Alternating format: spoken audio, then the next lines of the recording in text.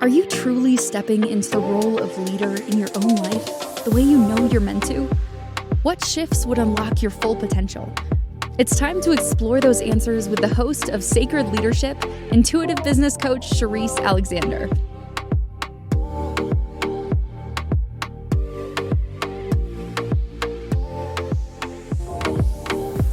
Welcome to yet again another week of Sacred Leadership with Sherisse here on the Inspired Choices Network. I am joined today by Wes Towers, and we will be chatting about standing out in an AI-driven market. As AI reshapes industries, what will set human leaders apart? In this timely episode, myself and Wes will be exploring the irreplaceable human qualities that define the future of leadership: emotional intelligence, creativity, intuition, and ethical discernment. We discuss how leaders can integrate technology without losing humanity, purpose, or connection. Today's conversation is for leaders that are navigating innovation while staying deeply rooted in values and conscious leadership. Wes is the founder of Uplift 360, a digital agency in Australia that helps trade and construction businesses be found, trusted, and chosen online. With more than 2 decades in design and marketing, he now works at the intersection of AI, strategy, and story, guiding clients to use technology in ways that are deeply human and values driven. A few years ago, confronting business valuations suggested his company was worth less than its assets and that AI was a threat to what he had to build. Instead of shrinking, Wes took it as a wake-up call. He turned toward breathwork and deep inner work and began refining his business from the inside out. Today, Wes is helping leaders align their business model, message, and marketing with those with who they really are, so growth feels clean rather than forced. His search everywhere optimization approach blends practical systems with authenticity, telling the truth about your story, your limits, and your responsibility to the people that you serve. Thank you so much, Wes, for joining today. As I said to you, I'm super excited about the conversation today. Um, I love all things AI. I am always trying to figure out how to use more technology in the work that I do. So I'm personally really interested to hear more about you, your story, and exactly what we're talking about here today, which is how leaders can still remain deeply rooted in that human connection while still leaning fully into innovation. So welcome and thank you for joining today. Thanks so much, Therese. It's an honor to be here. I've listened to a lot of your material now, and it's fantastic. So to speak to you in person is a real privilege. So thanks so much for having me today. Thank you for joining. Yeah, So do you so want to, yeah, sorry, go yes, on. yeah, I was just going to ask if Yeah. you wanted to share a little bit more about your journey and what got you where you are right now.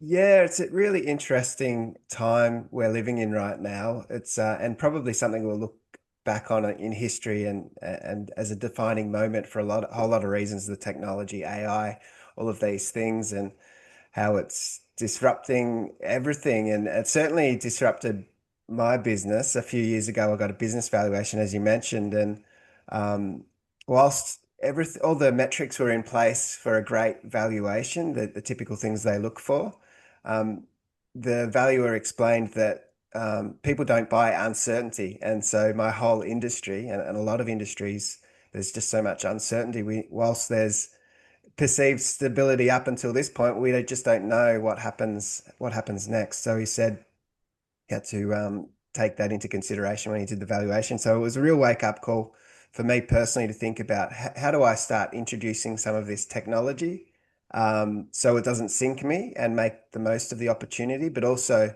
to make sure I don't lose what I enjoy the most, and that's the human connections and the relationships that you build through business and helping their businesses grow, working with good people to do good work, all these fun things that I really enjoy, which is there's the potential for that to be eroded if we don't do things wisely. So what does that look like in a practical sense? And let me just kind of frame it a little bit for you. I'll use myself as an example. So I work with, our staff we've got quite a few staff. And as AI continues to learn and evolve, a lot of the roles that are very I'll say monotonous, repetitive, so on and so forth, can easily be. So, myself as a leader, I struggle with I want to employ people, I want to empower people, I want to help people find their full potential. However, I have this machine that can do what someone I would employ to do in a fraction of the time without all of Yeah. the belly aching that goes on with employing people. How do we reconcile those? Yeah, it's challenging, isn't it? Because none of us want to lay off people, but that's obviously a live option for a lot of businesses. So for me, I mean, every business and circumstance is going to be a little bit different, but because my team, the people that I lead, they're quite technical people as well. So it was slightly different for me in terms of how I thought about it. So I for the very first time, leaned upon their expertise and knowledge to a whole new level. So we had standard operating procedures that we do things to a process always. So it's consistency that's produced and reliability and all that kind of stuff. So no matter who picks up a project, they know what's happening next. If someone's away sick or something, someone else can take on the tasks and get the work done. So those systems, but they were all built around me and my expertise and my knowledge and what I thought was best. But then I Hmm. soon realized this AI thing, there's just so much going on. Not one person knows everything. None of Hmm. us really feel like we're experts because it's changing so fast. I don't think even the people who create the AI technology know how it works half the time. So it's uncharted territory. And so what I decided was to lean upon my team who had expert knowledge or they enjoyed somewhat the technology and they were adaptable and they could bring fresh ideas to the table that I'd never considered. So we overhauled all the standard operating procedures quite significantly. It was quite an investment of time to get that stuff done right. And it will continue to evolve because it's all changing so fast. But Hmm. now I feel as though I'm a better leader because I'm a better listener and I'm opening up opportunities for people who are smarter than me in their fields to bring new ideas to the table. And not necessarily, we don't take on every idea, but we certainly want to hear all of them because we just don't know what we don't know. Right. And just to maybe circle back a little bit to something that you just said that is, on many podcasts that talk about AI, and the phrase you just used was like, you don't even think the creators of AI even fully understand what they've created because it's Yeah. evolving so quickly. So the question is when we look at technology and innovation, and I often say to people, if you want to know what's coming in the future, just look at history because humanity hasn't evolved so much that our patterns have really been eradicated. So with AI now fully on the table, learning quickly, evolving quickly, and in a way that we can't even begin to understand or rationalize where it's going. What are the obvious concerns that we're missing here? Yeah, well, there's a lot. I mean, I listen like most of us probably do to various podcasts and leaders and experts. And if anyone's listening to Diary of a CEO, obviously a massive podcast which is well regarded and lots of experts on there, and they have differing views of. Some are quite pessimistic of where it all goes, and some are optimistic. Maybe it's just the temperament of the different people who are analyzing it because none of us really know. But for us as small businesses, all we can do is make the most of the opportunities whilst not losing ourselves in the tech. And I think tech people, as you say, there's patterns in humans, and we're all still human, and so on. But it feels as though something of us has been eroded. I mean, even our attention spans due to social media. Now, this is a digital marketing person speaking, and we use the tools for digital marketing, social media and so on. But you can just sense and know. I mean, there's probably proper research on it, but people don't have the attention spans that they once did. Hmm. And it's probably a TikTok mindset, those short videos, it's my son, my eldest son, he calls it brain rot. That you watch this Yeah, stuff and your brain rots away, which is probably true to a degree. it is. Yeah, but it's these things are out there and they're opportunities as well for business. So it's a delicate act to get the balance. and the harmony right, I think, in all of these things. It is. And there's just so much out there. And I recently did a social media post where there's just so much content. And as you just so rightly pointed out, and now I'm going to date myself, I think where it started was with Vines. I don't know if you remember, maybe I'm dating myself that you don't even remember what Vines are, or don't even know, but they were like the beginning of like that short attention span, like that content that was like Yeah, 7 seconds, that had to be 7 seconds or less. Even X with what is it, whatever it is, 100, I don't even use it. So 160, yeah. 200 characters. So can you get someone's attention in a really, really short period of time? And now with all the technology, I think that businesses are struggling to find the way to present themselves in a way that is authentic, resonates with their message, but still grips an audience. And so I guess what you're talking about is what you do is you work with people to dance that very delicate dance between AI and having that human piece. Yeah. Yeah, for sure. And so for any business or any person who wants to have a personal brand, for example, you really need a clear and concise, compelling message, something you want to bring to the table that people can grasp really, really fast, whether it be in the written content or the videos. If you've got something distinct that's compelling, then you've got an opportunity to stand out. But if you're kind of the same as everybody else, you have no reason to show up anywhere when people are searching, and there has to be something that stands out. And so that thing um, sometimes it takes a little while to dig deep and figure out what that is that really sets you apart, makes you unique in the world, and it's usually around values and something deeply human. So that's the curious thing. It feels as though the humanization of your personal brand is so important, and to find those key elements that people might connect with and resonate with on a human level and bring that through a digital platform. It's kind of weird. But yeah, we need to be more human than ever before. I really do believe that. It's and find ways to have a strong message that's worth sharing. Yeah, absolutely. And the timing of this conversation is, as always, divine. Um, and what Oh, I mean when I say that is internally we're having the same conversation around content. And I think long gone are the days, maybe not long gone, but the days of like, I just want followers, I just want clicks, I just want numbers, I just want whatever. I know for myself, when I look at how I'm posting and thinking about what it is that I'm posting, and the stuff that really appeals to me is the stuff that makes me laugh, that elicits like, that those deep emotions, right? And as you said, you've got to do it and you got to do it fast. And so, do you think that a lot of business owners are still stuck? Because what you're talking about is asking people to show up with their business in a way that's very authentic, vulnerable, and human. And I think sometimes my perception is that businesses are still stuck in the idea that I can just put my product out there, I can just put my service out there, and everybody's going to love it because it's great. And the reason why it's great is because I'm the one who's doing it. Do you think they're still stuck in that? Or are we really starting to see the transition where people are understanding, like, no, we got to meld the two?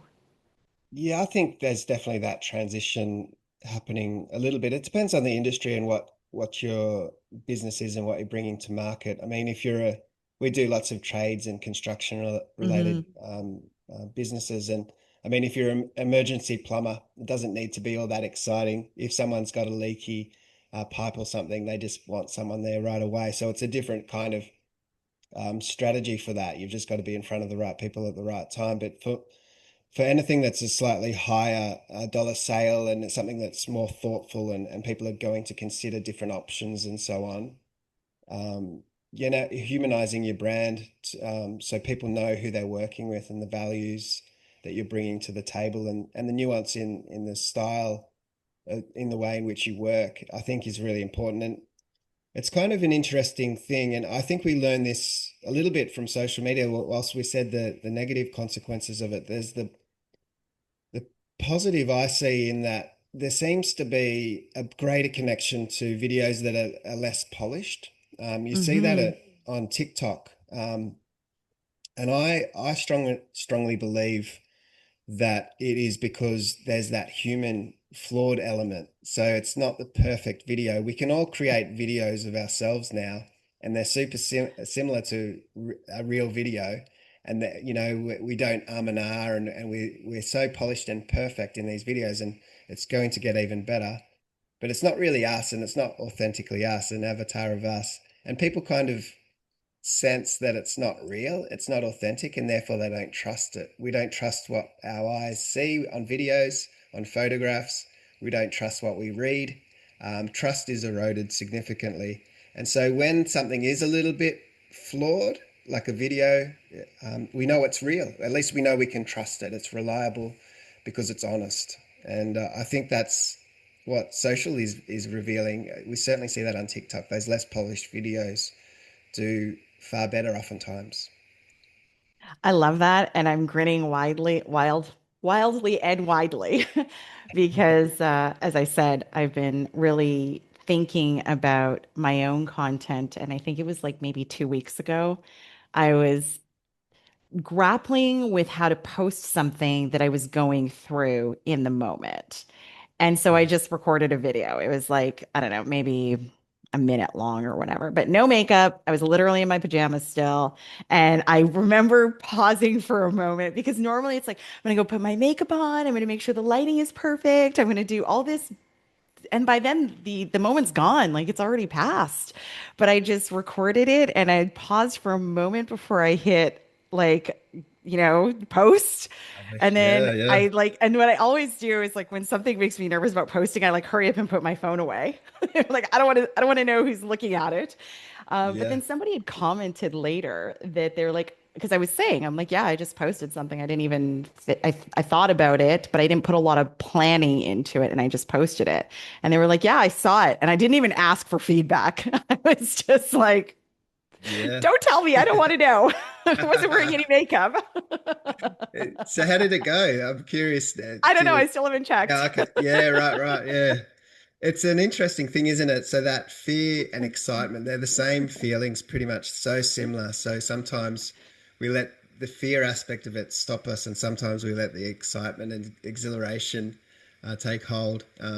I think when I'm feeling fearful, and now not every fearful decision is a good one. Sometimes the fear is there for a reason to stop us doing things that are dangerous. But I'm always asking, hey, is this really fear or could it be excitement? And is it Yeah, something worth pursuing? To, keep me on the edge, keep me excited and motivated absolutely. to try new things. And sometimes things don't work, and sometimes they do. But you're talking about just removing the mask. I felt like that was a big thing for me. A few years ago when I got that business valuation done, so much in my life changed at that time. So the tech, the things that I did to regulate myself and balance myself, and getting into breath work and cold plunges and a whole Hmm. bunch of other things. Because the speed in which we're moving now, it can be so consuming. And so, Hmm. you've got to center ourselves, take the time to breathe. Breathing should be it should be simple. We all do it I naturally, know. but to breathe properly, um, yeah, it's been really interesting for me the last few years. So, on that note, I want to talk more about some of these other things that you're talking about, the breath work, and then touch a little bit on from, visibility to credibility and how we build that trust factor in this day of technology and AI. But we're going to go to our first break. But when we come back, we will talk more about breath work and from visibility to trust. We will be right back. Leadership isn't reserved for CEOs or world leaders. It's something each of us is called to embody in our own lives. But how do you awaken that inner leader with clarity and confidence? On Sacred Leadership with intuitive business coach Sherisse Alexander, you'll discover powerful tools and spiritual insights to align your words, actions, and outcomes. Tune in every Wednesday at 11 a.m. Eastern, 10 Central, 9 Mountain, and 8 Pacific, right here on InspiredChoicesNetwork.com.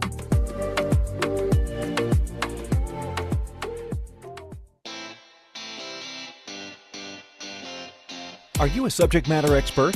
Are you here to share your expertise with an audience waiting to hear from you in only the way you can deliver? Are you ready to have your voice amplified across the airwaves? Inspired Choices Network has a global radio platform streaming to millions of people across the world.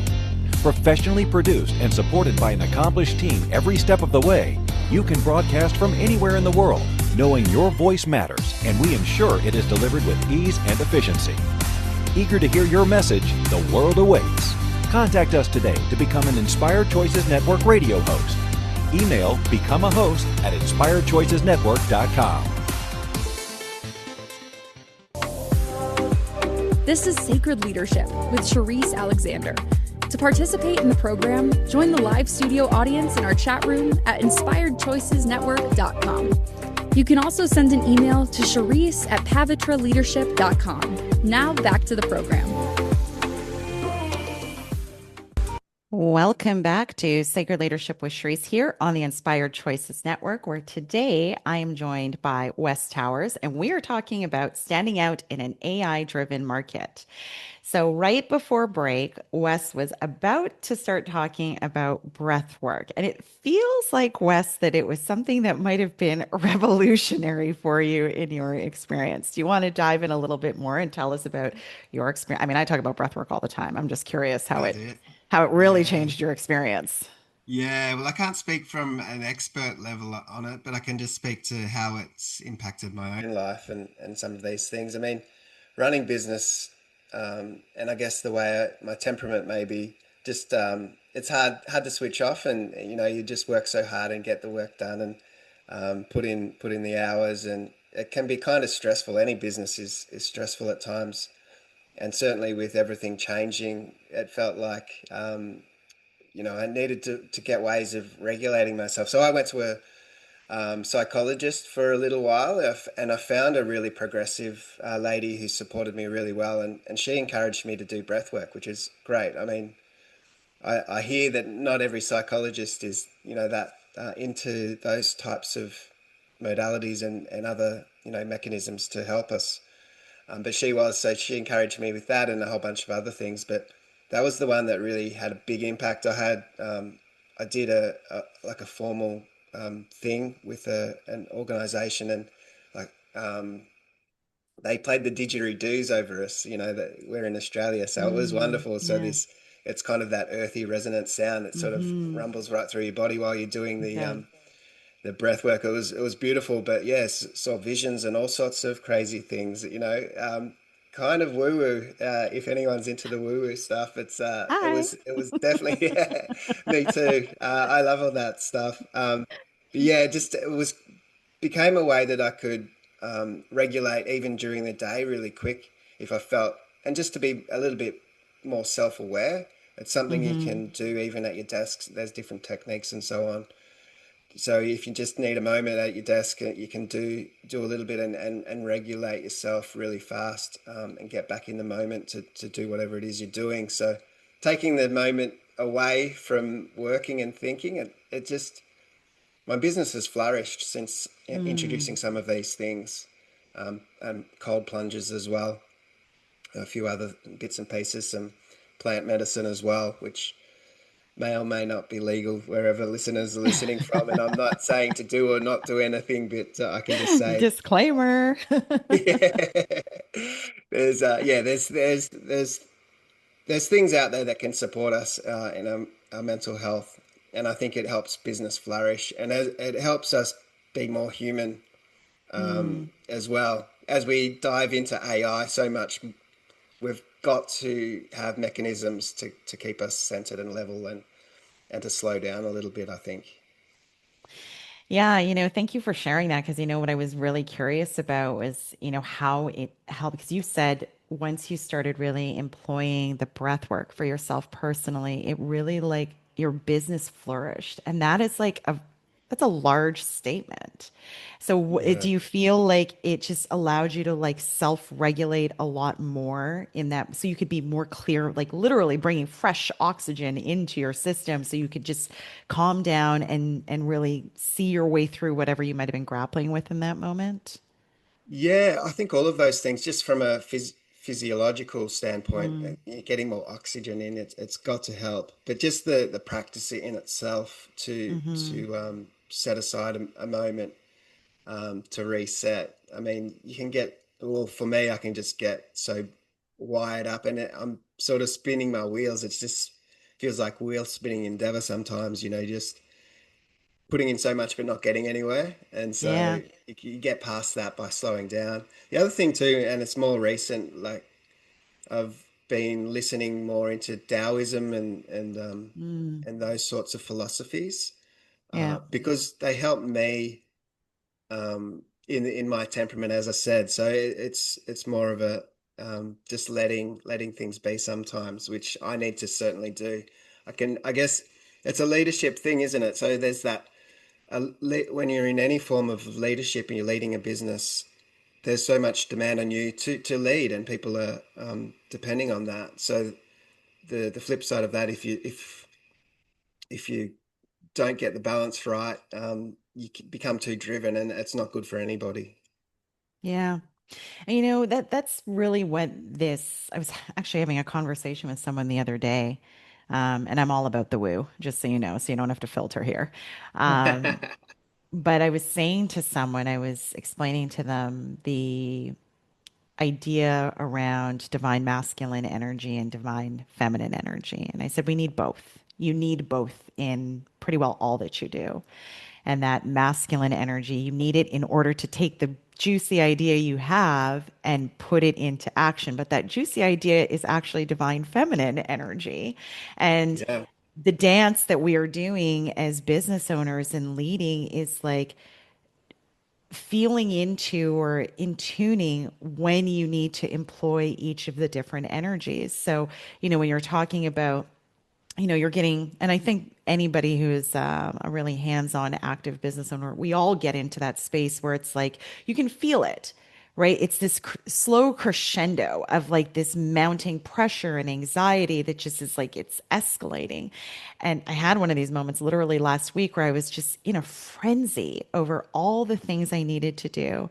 And then the idea was stop, breathe, regroup. And that's exactly what I did. I sat down.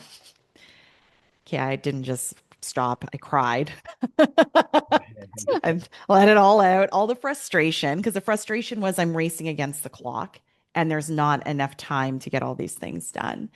And then afterwards, it was like this whole clarity of, what needs to get done will get done, and everything else will, come into play at some later point in time. So thank you for reminding us that even with all of the advances in technology and innovation, we are still human at the end of the day and need to be able to do that dance between the pushing and the action and the just being and letting things flow. Yeah, 100% the yin and yang. The Yeah. I've just started doing yin yoga, which has been really good for me as Mm, well. yeah. It's another little technique. Obviously the feminine side, but People that are often softer. challenged with that one because it's so different to like your power, that real strength kind of or flow Yeah. yoga. It's really challenging it was definitely challenging for me. So Yeah, I'm not very flexible, so I've found it pretty difficult. And they're quite advanced, the one I've joined. They're all really young and healthy people, so I'm trying to keep up, but with the stretch levels, and then they finish with the sound bowls as well, which is awesome too. But there's so many mm, different things that I like to try. But one thing from that and the learnings, I mean, it was more the shadow work. That's another idea of the two sides of things. The shadow work is a way I thought about that and the way in which we can use that with our clients. And I don't tell them it's shadow work, but where the philosophy came from. But it's a way in which I can draw upon um, ideas that make them unique. So I think about it's more of a session where they can complain. They complain about everything that's wrong in their industry and their business. It's the shadow. I consider it the shadow mm, or the dark side of the business. So everything that's wrong with their own business, but also with their industry. And it's almost like a venting session for them. So get them to open up and say all these dark things within within the company or the industry. And from that, we can quickly see what the opposite, the side of that is, the positive, the light. And those are the things we speak to in the marketing. And so we figure out, okay, this is all the negative stuff. What's the inverse opposite of all of that? And that's what is driving them and motivating them. And that's the things they're wanting to move towards. So that's what we build the marketing strategies around so often. Previously, I would just speak to the positive straight away, but speaking to the negatives it seems just so much easier for people to open up and vent in these things. They're strongly emotional, and so getting those emotions drawn out of them is just so much easier. And it's obviously the flip side. We want to market. We always want to speak positively and have a positive angle from the marketing standpoint. And I definitely want to dive into that more because we're about to go to break, but I haven't heard anybody refer to it that way in terms of like the shadow work in business. But what a unique way to like present it, which we'll dive into in a little bit more. We're going to go to break. And when we come back, we're going to talk. I'm curious about this. I want to know more about what that actually, I mean, I know what shadow work is, but I want to dive into it a little bit more. So we will be right back. Leadership isn't reserved for CEOs or world leaders.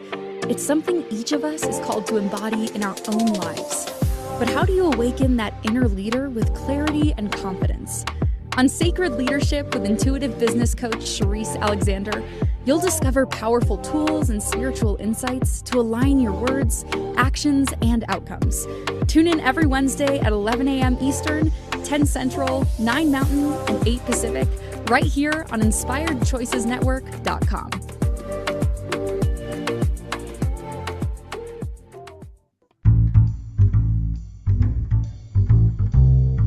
How wonderful would it be to carry your favorite Inspired Choices Network host with you throughout your day?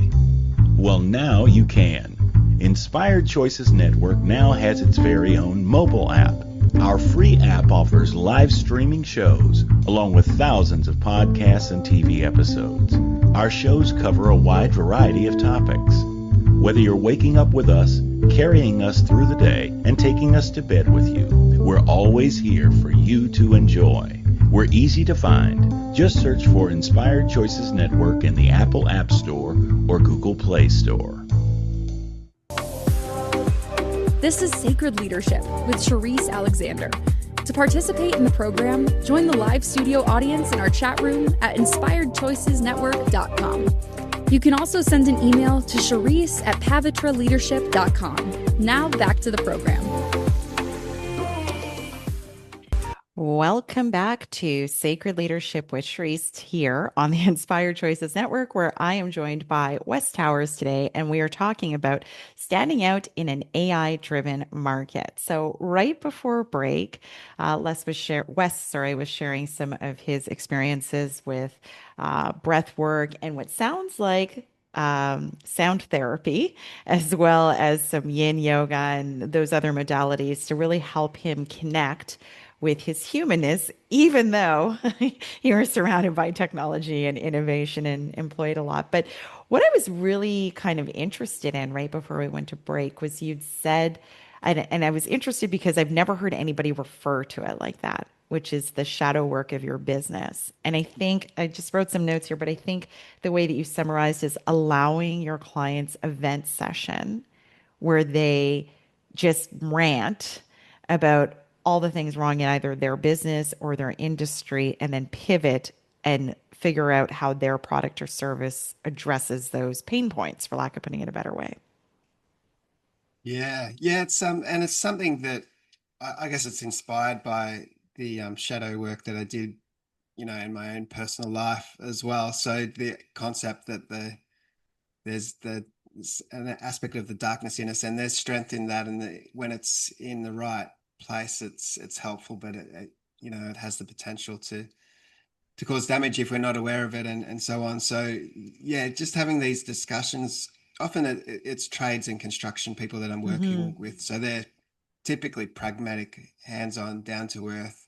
They're not really woo-woo people. So I don't say we're going to do a whole bunch of shadow work now. It's just some of the I know. questioning, and I guess I'm quite intuitive in the way I would have the conversation, but it's a creating space for them to complain effectively and vent, and to say, even to speak about their competitors, and what's wrong with them, because we know from shadow work the things that irritate us the most in others are often the things inside of us as well.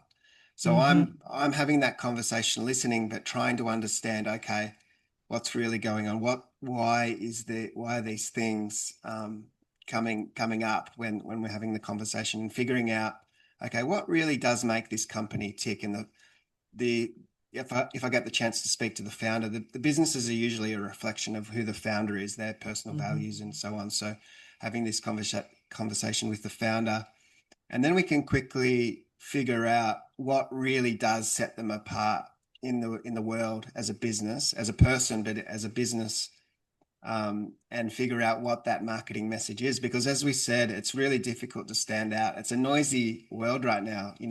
Yeah. Content is produced at scale with a few clicks of a button. As I said, we don't know if what we're reading is real, and it's kind of generic, because if people rely on the AI tools too much, it's just pulling in content from everywhere and just collating it into something perceived to be new, but it's not really new. It's just the average sum total of what everyone else has already said. So you've got to find a way to add something new and unique to the conversation. So if you do, you've got a chance to show up in Google and show up in large language models themselves, because you're bringing something new to the table. So having these conversations, it's remarkable how it uncovers genuine points of difference. Hmm. Where when you if I've been doing this for years now, marketing and so on, and if you have the conversation, hey, what makes you unique? It's usually a fairly bland answer. Everyone kind of Hmm. says the same sorts of things. We care about our people. It feels fairly surface level. So, but if you go from the opposite side, and what really frustrates you, and what's everyone else doing wrong that you're doing differently, and these things, it's amazing what opens up. And yeah, it's been powerful. Yeah.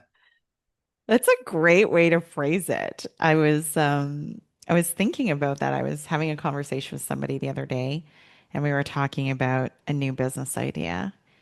And normally the way that I talk about it is like it's a pain point, Yeah. right? So what is the pain point of this group, business, individuals, whatever, that we're going to solve, and how are we going to do it, because we're such emotional beings.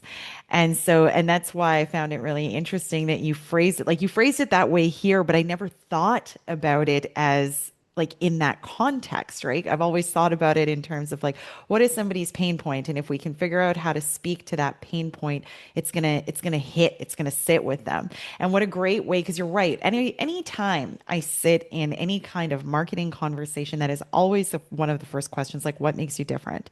And I almost hate that question because I always say the same thing, which is like nothing. At the end of the day, the reality is we all offer the same, like if I looked at our competitors, we all offer the same product.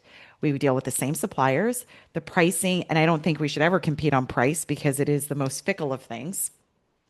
So the only thing that ultimately makes it different is me or us as a group. So how do we translate that in terms of the messaging? And I think that this is really what you're trying to fill the gap on, is you can have a widget, a product, a service, whatever, but how do we connect that human piece and say, I want to work with these guys. It might be a little bit more, but they get my pain. They feel it. They understand me. And that's really what you're filling the gap on with what you do. Yeah, I think it's going to be the one thing that makes businesses succeed or fail in the near future. I mean, with the tech, AI and perfection of AI, and things, replacing people, it's going to, whatever industry it is, it's going to produce what it perceives to be perfect. But everyone's going Hmm. to have that perfect. So what is it that makes someone buy from one person to the next? Yep. It's the people behind the business. And so you've got to find ways to bring that to the surface, so people will either connect or be repelled by you, and that's perfectly fine. I mean, I think it's a sign of maturity not to worry if everyone doesn't love you. That, there's some people who will, they're part of your tribe, and there's others that don't, and that's perfectly fine. There's plenty that will be drawn to what you're doing, I think. For sure. But I'm curious with how you've couched that and talking to your clients in terms of like pain points or shadow work of their business, you're inviting them, even if whether they know it or not is neither here nor there, but you're inviting them to like really peel back the layers of what makes them unique. Um, how does that work? So I imagine then in that case, you wouldn't necessarily see, because one of the questions I wrote here is like, well, what if the motivation is like people have a great money idea and it's not at all about, serving the collective or any of these things. It's just like, I've got this great idea and I know it's going to make a lot of money. Are you still able to like peel back the layers and bring that human piece? Not that there's anything wrong with money. I'm just, it's comes and it goes. Yeah, that's an interesting point of view. It feels as though there's always something that's drawn out. I suppose it's interesting. There's always something different that comes out in these conversations, and so just collating that into a way in which it's useful. We produce a lot of content for clients as well to attract Google's attention. So once we've got these points of distinction, we put style guides and prompts and so on customized for them, so that anything we write for them is on brand and on message and distinctly theirs. But yeah, it is for any business that's motivated purely by money, that's the wrong way of looking at it. And I don't know that they'll ever succeed for the long term. Like, they might succeed for the short term. This is my personal conviction, but to think about value, money follows value. So the way in which you're providing value, excessive value to your end customers, the money follows that. So if you're thinking about just producing more and more value, the money follows. I think if you're chasing money, you're not chasing value, and you're going to eventually crumble. We don't have a lot of clients like that. Maybe they're just not drawn to me, but maybe that's part of. Maybe they're repelled by what we're up to. They don't like your shadow work. Yeah, yeah, probably. It is interesting how certain people come your way. It just feels as though they just show up at the right time as well. It's interesting. Which brings me to one of the questions I wanted to ask you, which is the difference between being found and chosen, because it reminds me of this book. Well, I started reading it, I haven't finished it, but I don't know if you've heard of the book Oversubscribed. And then the Yeah. idea, yeah. And so the idea that like those things that are for you, they won't pass you by. So Mm. with the people that you work with, in your experience, what's the difference in your mind between being found and being actively chosen? Yeah, well, it's really I think that book, was it Daniel Priestley who wrote that book? I don't I even think, remember the author. I was yeah, just I like, I think it love this is. idea. Yeah, he's an Aussie guy. That's why I mention it. Okay. Yeah, fellow Aussie. So I think so. We'll fact check that. But Yeah. yeah. So the chosen piece, because every business can communicate a really polished message these days.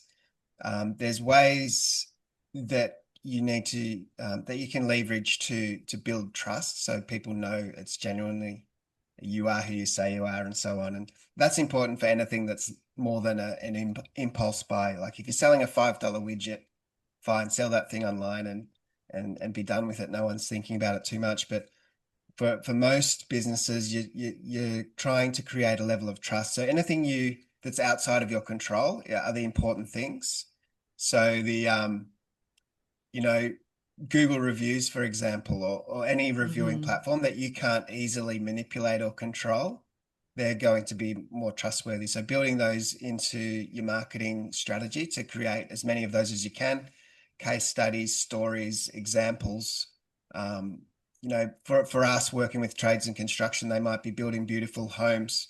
And so to have the photographs of those case study homes, so people can start to see the end product and understand that they, they're not AI photos. They can see it's a Yeah. legitimate home, for example, that's built, and showing that those things, the proof, so you can be chosen ahead of others. So getting your key points of distinction communicated, but also to validate it with trust signals, so that people find you, not only find you, but they understand you to be trustworthy, and they put their trust in you and choose you to work with.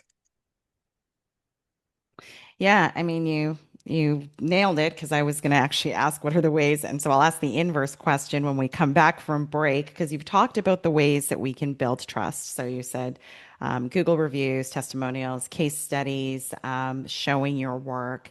But again, in this day and age of AI, the question I know people always ask when they see something is like, is this even real? Can you believe we live in an age where it's like, is this real? Like, I don't know if I can trust this. It's just Yeah. not. I mean, my dad used to say things like, believe half of what you see and none of what you read. But now it's like, I don't even know if I can believe what I see because it can just be, AI does such a good job with generating stuff that you don't even know if what you're watching is real. So, but when we come Yeah, I back know. from break, I want to talk about the ways that people unknowingly and unintentionally erode trust, like in the content that they're creating. So when we come back, we'll dive into that a little bit more. We'll be right back. Leadership isn't reserved for CEOs or world leaders. It's something each of us is called to embody in our own lives. But how do you awaken that inner leader with clarity and confidence? On Sacred Leadership with intuitive business coach Sherisse Alexander, you'll discover powerful tools and spiritual insights to align your words, actions, and outcomes. Tune in every Wednesday at 11 a.m. Eastern, 10 Central, 9 Mountain, and 8 Pacific, right here on InspiredChoicesNetwork.com.